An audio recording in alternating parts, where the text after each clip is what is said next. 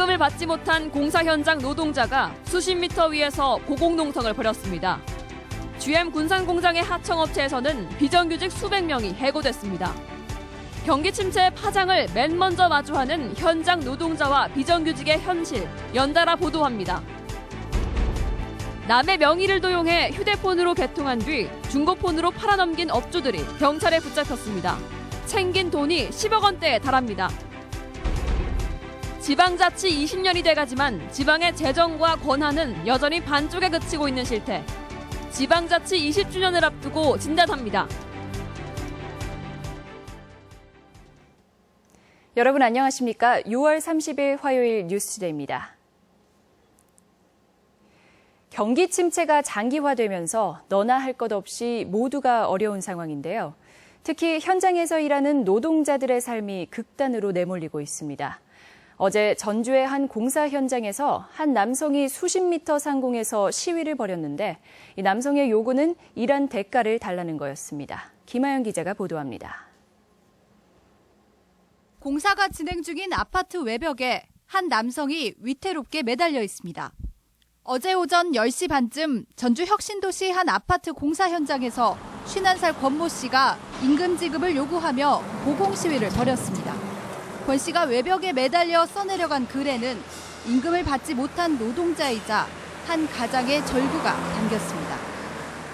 12층 정도 높이의 로프로 매달려 있었습니다. 하단부에 에어매트를 전개를 했었고요. 권 씨는 아파트 외벽에 매달려 보수 공사를 하는 이른바 견출 작업 근로자입니다. 석 달째 1,000만 원 상당의 임금이 미지급되자 결국 시위에 나선 겁니다. 권 씨처럼 임금을 받지 못한 노동자는 이 공사장에만 20여 명, 모두 하청업체 소속인데 6,500만 원 상당을 지급받지 못했습니다. 죽을 지경이지. 지금도 못 들어가고. 지금 차비도 없어요, 지금. 뭐 대책이 있어야지. 이거 누구 하나 죽어야 이거 해결이 될 거 아니에요. 사정이 이런데도 원청업체는 하청업체에 이미 대금을 지급했다며 하청업체가 임금을 지급하도록 하겠다는 입장만 반복하고 있습니다. 이거는 진짜 둘이 싸움이 아니고 우리는 일당제니까 제발 우리를 볼모로 이렇게 비참하게 이렇게 하지 말고 그날은 그날 벌어먹고 사는 사람이니까.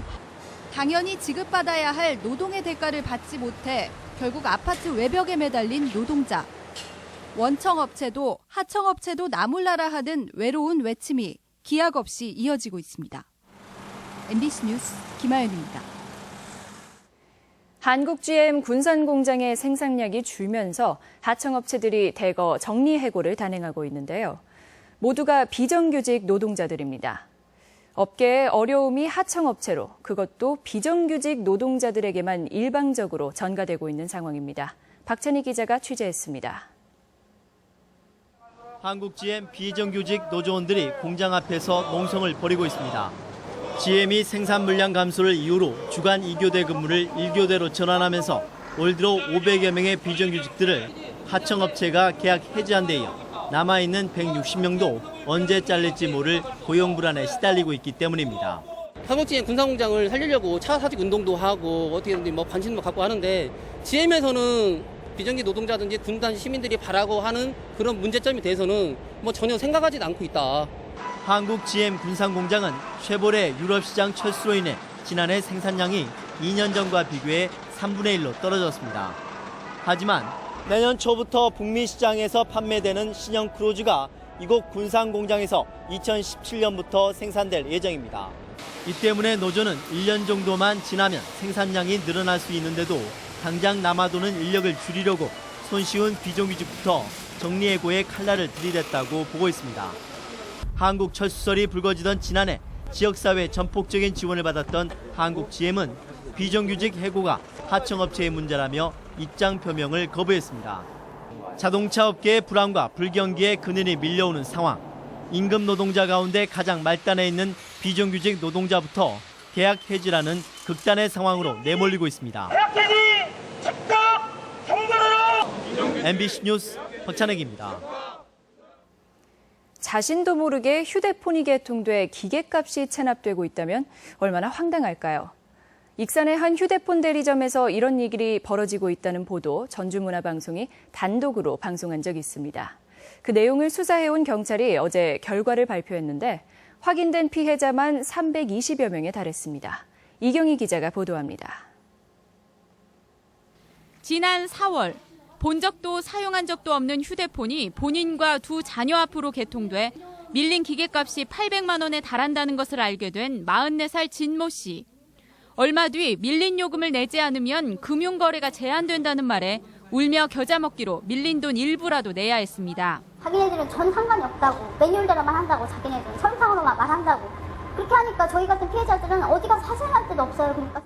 휴대폰을 몰래 개설한 곳은 전북 익산의 한 대리점. 점장인 29살 문모 씨와 다른 판매점 사장인 32살 박모 씨는 지난해 4월부터 올해 2월까지 기존 고객 정보와 사들인 개인 정보를 활용해 당사자들 몰래 휴대폰을 개통했습니다. 명의를 빼돌린 한 사람당 최대 4대까지 휴대폰을 개통한 이들은 약정 기간인 3개월간 요금을 대신 내주고는 계약을 해지했습니다. 중고폰으로 팔아넘기기 위해서입니다. 이들은 중고폰 값이 비싼 기종을 중심으로 개통해 유심칩을 뺀 뒤 중국 등 해외로 팔아넘겼습니다. 판매 수익금은 물론 본사에서 주는 보조금과 실적 수당까지 챙기던 이들은 명의도용자의 기계값과 요금을 돌려막기 하다 결국 이를 감당하지 못하고 덜미를 잡혔습니다. 절대로 대리점이나 판매점에 개인정보로 활용될 수 있는, 도용될 수 있는 신분증이라든가 주민번호 등을 절대 남겨놓으시면 안 되겠습니다. 확인된 피해자만 320여 명. 경찰은 불법 개통한 휴대전화가 1,000대 이상, 금액은 10억 원 이상으로 추정된다며 수사를 확대하고 있습니다. MBC 뉴스 이경입니다. 도내 메르스 관련 관리 대상자가 소폭 감소했습니다. 어제 오전 8시 기준 전라북도 내 메르스 관리 대상자는 그제보다 8명이 감소한 19명으로 병원 격리 중인 환자가 3명, 자가격리와 능동감시 대상자가 각각 8명입니다. 한편 전라북도는 다음 달 초 열리는 광주 유니버시아드 대회 기간 도내에서 개최하는 축구와 핸드볼 경기장에 메르스 대응 관리자를 배치하기로 했습니다. 전주시가 전력 수급 안정을 위해 에너지 절약 특별 대책을 시행하기로 했습니다. 전주시는 오는 8월 28일까지 시청사를 비롯한 모든 공공기관에서 실내 온도를 28도 이상으로 유지하고 전력 수요 피크 시간대인 오후 2시부터 오후 5시까지는 전기 사용을 자제하기로 했습니다. 또한 전기를 많이 쓰는 민간 건물 470곳에 대해서도 실내 온도를 26도 이상 유지하도록 요청할 계획입니다. 전북교육청은 지방채 459억 원을 비롯해 9개월분 누리과정 예산 605억 원이 포함된 수정 추경 예산안을 도의회에 제출하기로 했습니다. 도교육청 관계자는 지방재정 부담을 가중시키는 지방채 발행을 최소화하려고 했지만 자체 예산이 부족해 불가피하게 정부가 보증하는 한도까지 지방채를 쓰게 됐다고 설명했습니다.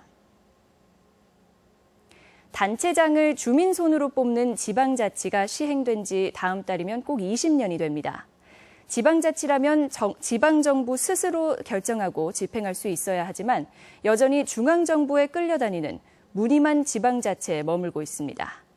20살 지방자치의 현 주소를 고차원 기사가 진단합니다. 지난 2013년 정부는 취득세 영구 인하를 결정했습니다. 전국의 지자체가 모두 반대했지만 정부는 부동산 경기 부양을 명분 삼아 밀어붙였습니다. 취득세 인하로 전라북도는 1,200여억 원의 지방세 수입이 줄었습니다. 그 취득세는 지방세에서 가장 크게 차지하는 부분입니다. 그래서 취득세가 인하됨으로써 저희 전라북도의 지방 재정은 굉장히 악화됐다고 볼 수 있고, 권한과 재정은 뗄 수 없는 관계이기 때문에 지자체가 8대 2인 내국세와 지방세 비율을 6대 4로 조정하자고 계속 요구했지만 정부는 귀를 닫고 있습니다. 지방 소비세라도 단계적으로 인상하자고 요구하고 있지만 정부는 거부하고 있습니다. 특히 정부가 결정한 복지 관련 예산은 지방비를 함께 편성해야 하기 때문에 지방재정의 확충이 절실하지만 현실은 나아지지 않고 있습니다. 이렇다 보니 전국 지자체의 재정 자립도는 갈수록 낮아지고 있고 재량권을 갖고 사용처를 자율적으로 정할 수 있는 이른바 재정 자주도는 10년새 10%포인트 이상 급감했습니다. 이런 상황에서 지자체가 중앙정부 앞에서 당당하기를 기대하는 것은 사실상 불가능합니다. 국가가 가지고 있는 권한을 지방자치단체한테 은혜적으로 배분해 준다라고 하는 이러한 사고를 기반하고 있기 때문에 실질적인 좀 지방자치에는 문제가 있지 않나 이렇게 생각합니다. 2000년 이후 정부는 3천여 개의 중앙정부 사무를 지자체로 이양하기로 했고 2,000개가 법령 개정까지 마쳤지만 지방자치가 달라진 측면은 찾아보기 힘듭니다. 돈과 권한을 넘기지 않은 채 생색내기만 반복하는 정부 태도로 지방자치는 20살 성년의 나이에도 반쪽 자치에 그치고 있습니다. MBC 뉴스 고차원입니다. 박경철 익산시장의 핵심 공약 사업들이 시의회에서 줄줄이 삭감됐습니다. 시의회 본회의에서 표결까지 거치면서 시의원들 간의 갈등 양상까지 빚어졌습니다. 정진우 기자가 보도합니다. 익산시가 편성한 올해 1회 추경 예산과 관련해 시의회 본회의에서 의원들 간의 공방이 빚어졌습니다. 시장의 공약 사업 가운데 상임위원회에서 삭감한 예산이 예산결산위원회에서 부활한 데 반발해 의원들이 다시 수정안을 발의했기 때문입니다. 시립교행악단 운영비는 재정에 부담이 되고 청사와 함열출장소 보수보강공사 예산은 의회가 반대한 사업을 시에서 이미 전용했었기 때문에 추경에 편성할 수 없다며 비판의 날을 세웠습니다. 당초 본 예산에서 삭감되었던 예산을 추경 예산에 편성하는 사례는 집행부의 일방적 행정편의적 정책 추진의 악습입니다. 광역 상수도 전환을 골자로 하는 수도 정비계획 변경 용역비도 뜨거운 논란이었습니다. 과학적인 검증이나 시민들의 의견 수렴 없이 추진되고 있다는 비판이 나왔습니다. 익산시는 타당성 검토를 위해 어떤 노력과 시민소통과 합의를 이루기 위해 노력했는가 묻고 싶습니다. 표결까지 가는 진통 끝에 쟁점이 된 4가지 예산 모두 삭감됐습니다. 이로써 박경철 시장의 핵심 공약 사업 가운데 일부가 올해에는 사실상 추진이 어렵게 됐습니다. MBC 뉴스 정진호입니다. 채용 대가로 금품을 받은 혐의로 구속된 순창군수 부인이 법원에 구속 적부심을 신청했지만 받아들여지지 않았습니다.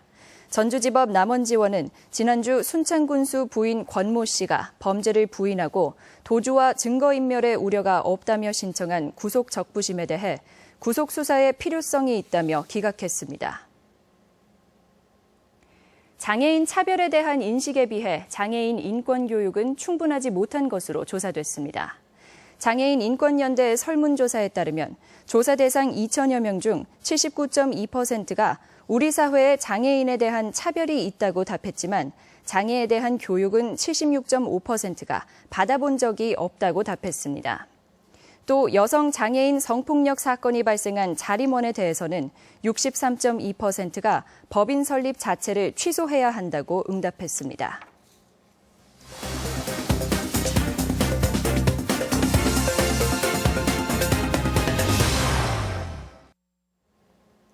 국내 최고의 축산물 품목협동조합인 도드람 양돈협동조합이 김제 지평선 산업단지에 1,200억 원을 투자해 첨단 축산물 종합 가공 공장을 건립합니다. 이 밖의 시군 소식을 이흥래 기자가 보도합니다.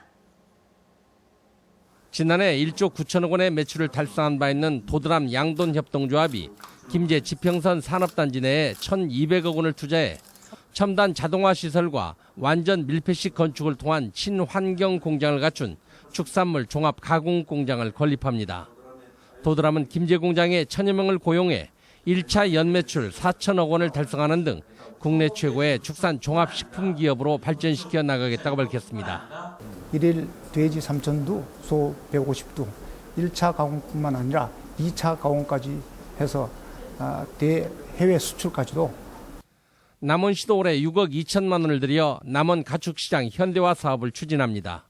1970년대 개장한 남원 우시장은 연평균 2만여 두의 거래량으로 전국 5대 우시장으로 성장했지만 시설 노후화가 심한 실정인데 남원시는 암소와 비유구 경매시장 증축과 전자경매 시스템, 가축경매장 리모델링 등 시설 현대화를 추진합니다.